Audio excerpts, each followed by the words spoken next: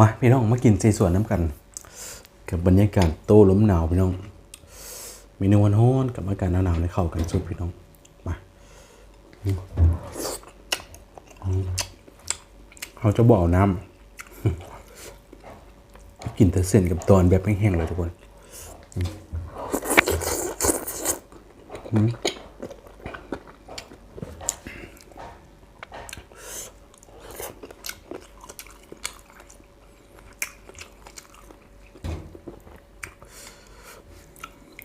สีสันจิจัด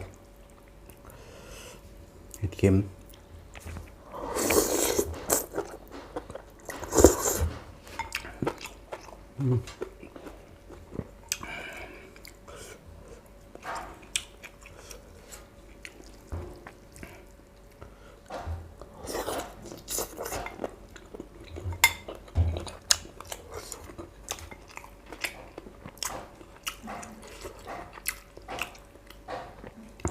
อากาศเริ่มหนาว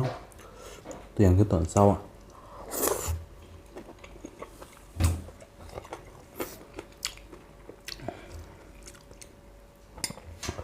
การเย็นสุด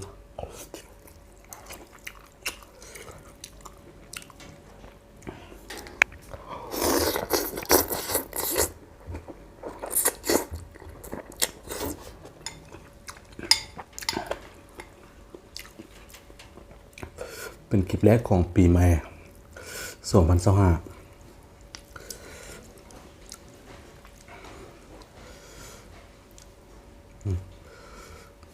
ทุกคนแซ่บ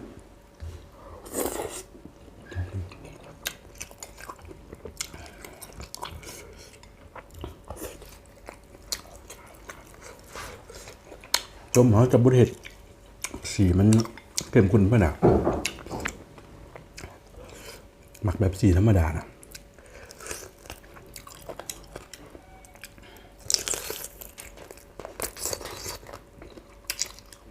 จุนไก่ต้มบดุนนะ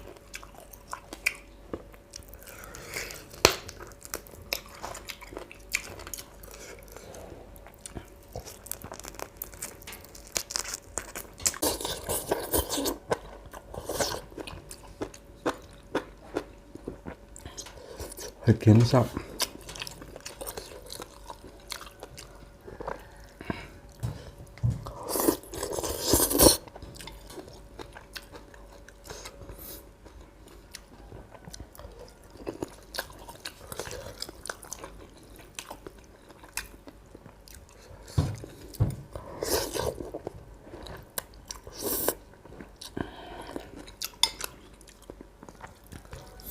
บางคนก็มักต้มแบบเข้มข้นน้ำจนแดงโอ้ยอมมันอีตุนนะ อีตุนผู้ฟอก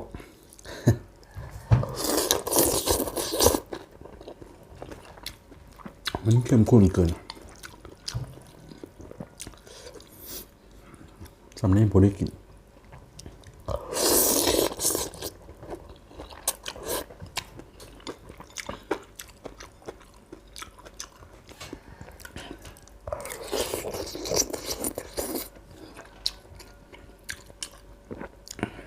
ซีน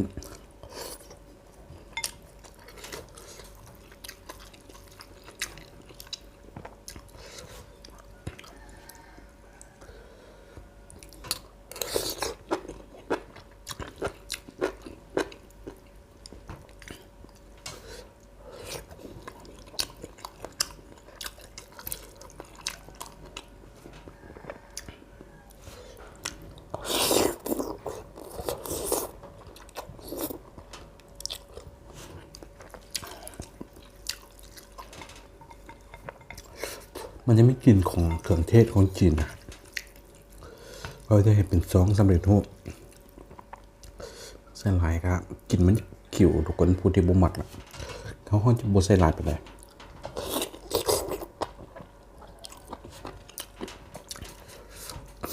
การในปริมาณที่โอเคพอกินได้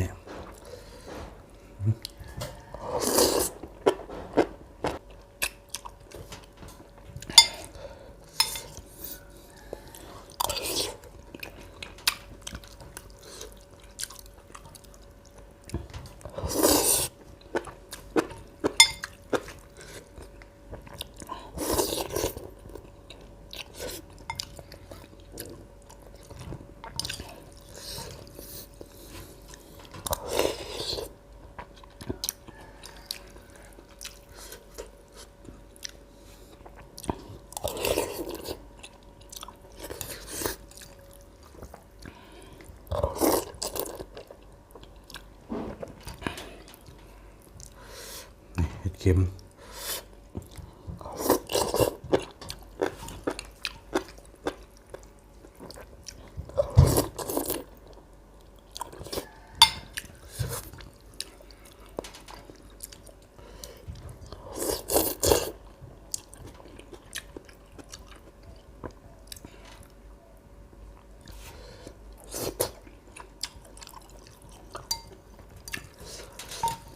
กินแกไว้บาดท้ายไม่เห็นบาดท้าย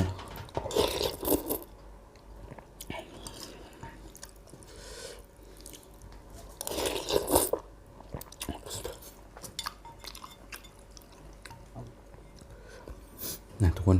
ปุ๊บกินยังไง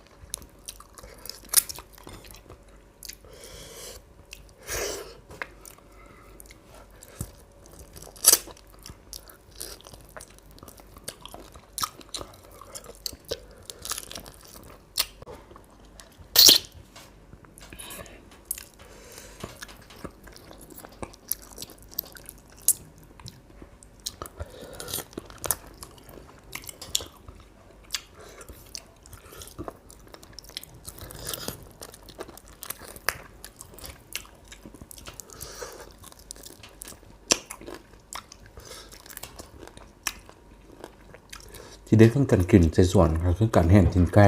ผักสุด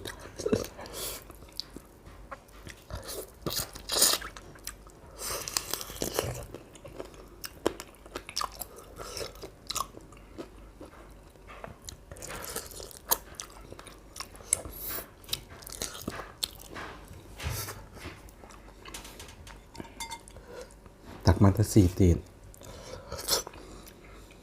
ทุกคน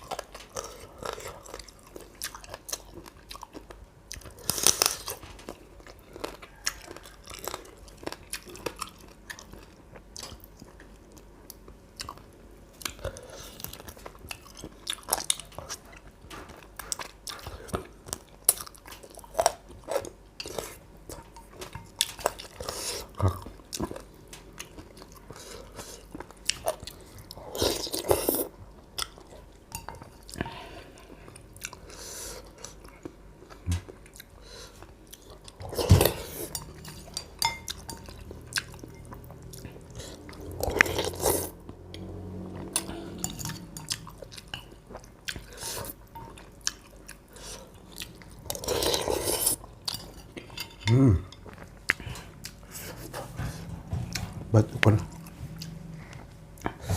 ทุกคนสำหรับวันนี้กะคือก่อนจบกับตอนนี้ก่อนก่อนจะกันไปก็ให้ฝากคอมเมนต์กดไลค์กดแชร์ทุกช่องทางทุกคน TikTok YouTube Facebook ฝากแล้วกันทุกคนคลิปได้สำหรับคลิปนี้ไปแล้ว